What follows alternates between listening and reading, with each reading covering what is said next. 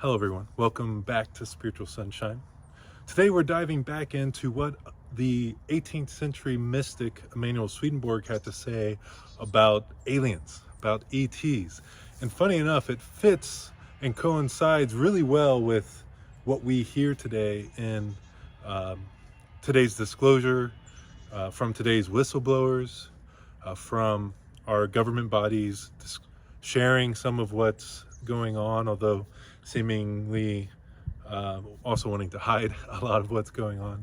And so funny enough, in the 1700s, Emanuel Swedenborg wrote about ETs from all over the place, throughout the solar system, throughout the universe, throughout the galaxy. He says that in the spirit, which Jesus Christ brought him into, a vision of the spirit for many years, he says, he saw ETs and interacted with ETs in heaven. In fact, he interacted with ETs in heaven, with people from every religion in heaven, crazily enough, and from people from throughout history, our ancient history, and also beings that you wouldn't necessarily call people, but still had a higher vibration, a higher connection with divinity. So it's interesting because we hear accounts from whistleblowers today that sometimes leave us scratching our heads, such as that from Bob Lazar, saying that in the depths of these secret programs, there's a religious manuscript that describes what the ETs think of our history, our past, and religion, as well as spirit. Apparently, ETs do have a lot of beliefs in spirit, and they call us, funny enough, a vessel. A vessel. Now, I don't think this is exactly what you may think it means, because from what I see online, there's a lot of people freaking out about what it could mean. There's a lot of videos, memes, different things where people are speculating as to what the ETs mean when they say we're vessels. I'll invite you to go down that rabbit hole if you like some dark imagery. I don't think all of us need to. But funny enough, Swedenborg talked about us being vessels as well. Back in the 1700s, he said that in his visions of heaven and all the people there, all the beings there, that he collectively called angels, he collectively called them angels, and that the archangels are actually major societies in heaven. So when a lot of people are in heaven on different levels, different aspects of being, they're an archangel. But the individual beings are also angels. And he said that through his conversations with these angels and with Christ and the divinity that's within each of us, no matter our religion, he found that we are like vessels. We're like cups. In fact, the Bible uses the imagery of a cup often to talk about people. You know, your cup overfloweth. It talks about us being vessels in multiple ways, actually.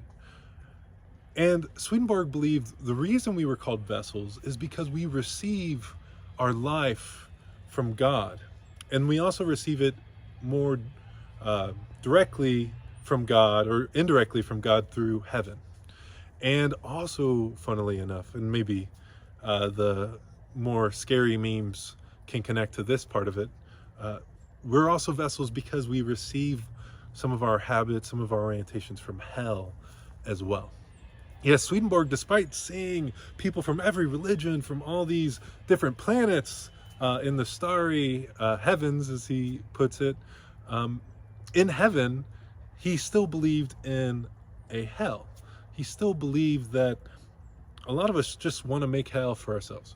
That's kind of what it comes down to. A lot of us just haven't yet gotten over a selfish orientation, a selfish in the small self sense, thinking that we're our bodies, our minds, our histories, and orienting our lives just to feed that ego, just to feed that limited idea of ourselves.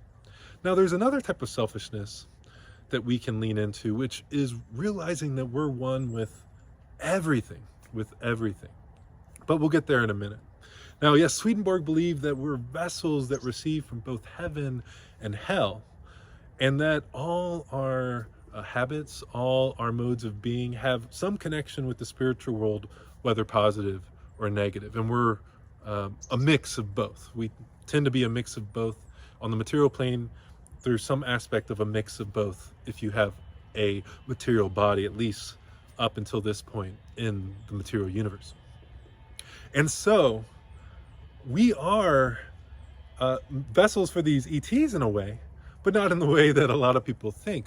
Although maybe we could be. We could, be possessed by beings. We see that throughout the Bible and other texts, possessed by demonic beings. And some of what we may call ETs could be demonic beings, either from a lower plane, I should say, a higher dimension, as some say, or from this plane, but still having capabilities that go beyond our current scientific knowledge of life and what it means to be being on this plane. So we might be vessels for aliens in that way.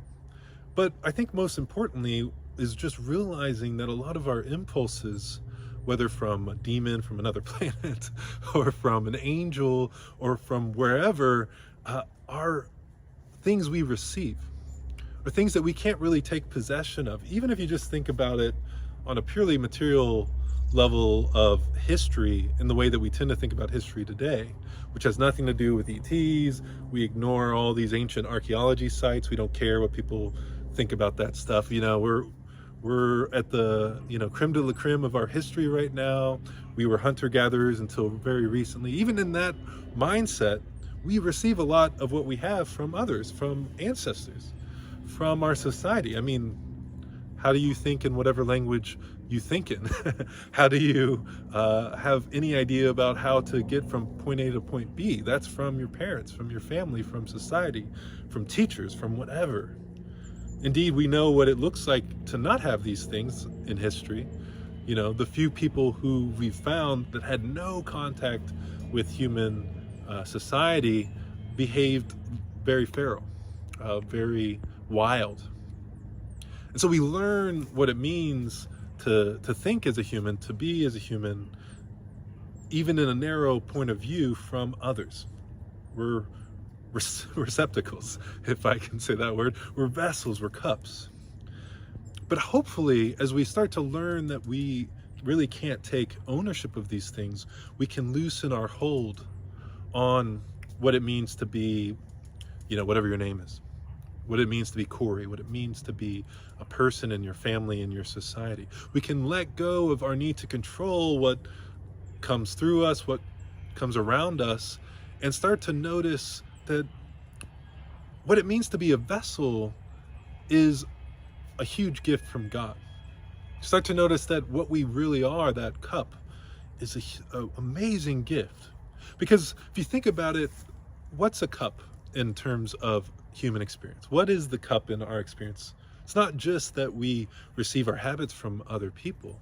It's also that we perceive it. We perceive it. Awareness is a cup. Consciousness is a cup. The light of God, as it comes through our hearts, minds, whatever, at the core of what it means to be you, the one that sees your mind think that sees your feelings about something, that sees your gut reaction, that sees your habits come up, that's a cup. It's a cup. It isn't bothered, but it sees a mind that's bothered. You are never actually bothered. You are never lustful. You're never fearful. You're never angry. You're not even really happy. You see a mind that's happy, that's blooming, that's growing. Perhaps there's a contentedness below that happiness that maybe blows what we call happiness's socks off, but most of us don't know that because we identify with what's flowing through our cup. What's flowing through our cup. So funny enough, this strange thing that Bob Lazar said that is making the rounds with all the people tuning into UFO stuff nowadays, thanks to the whistleblowers in Congress and elsewhere, that stuff doesn't have to be taken as some horrific thing. Now, that's not saying that horrific things aren't happening, because I think we're just starting to scratch the surface on some of what has been going on this planet.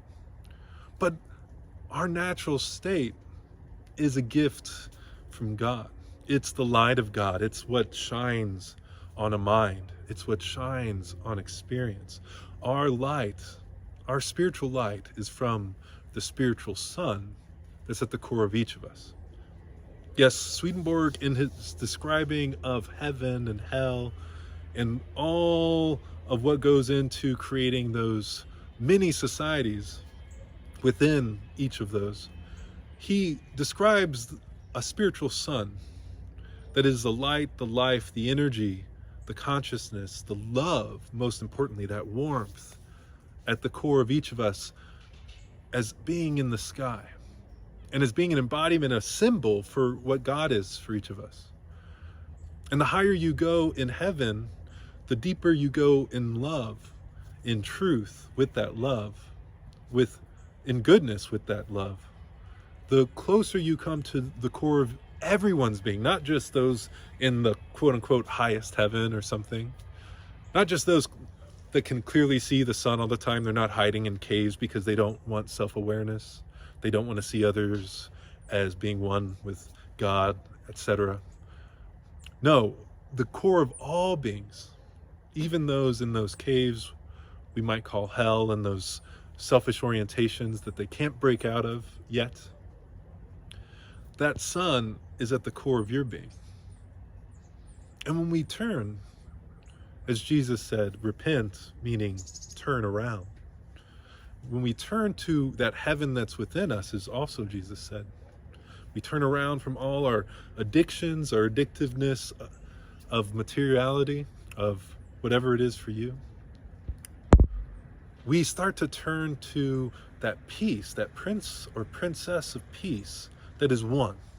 It's one God. It's one being. In fact, we're all one being. Funny enough. Where do we get the definition of separation from? We make it up. I end at the end of my body, but you can't separate a living being from the universe, from sharing energy, from gravity, from the heat transfer, from breath. No, we are one being in God. And the more we think we're separate and behave like we're separate, the more we feel like we're in hell, even though we think we're in the midst of our pleasures. We're anxious. We're despondent in a way. We're cold.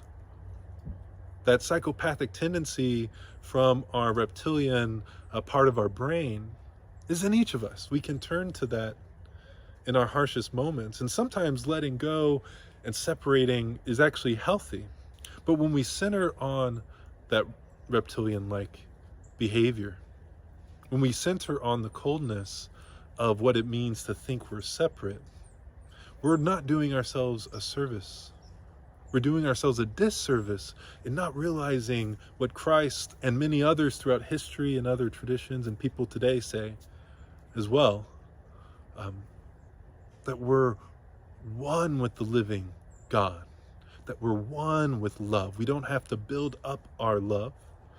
We just have to brush it off, and see that light, that life inside. So thank you for joining me today at Spiritual Sunshine. You are the spiritual sunshine. And I can't help but say you are loved no matter where you are.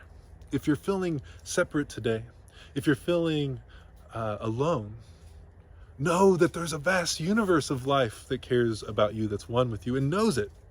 Swedenborg believed in his visions of ETs that they knew this naturally, just like we used to. Just like many of us are starting to uncover today, and like some cultures never lost, I think. So you are one, not only with all those beings throughout the universe that care for you, but also within the universe of your soul, within heaven, within the infinity that we call the heavenly paradise that's growing forever, according to Swedenborg. That's the purpose of life, the purpose of the universe, according to him. Yeah, I think I like that guy. So take care, and peace to you who are peace.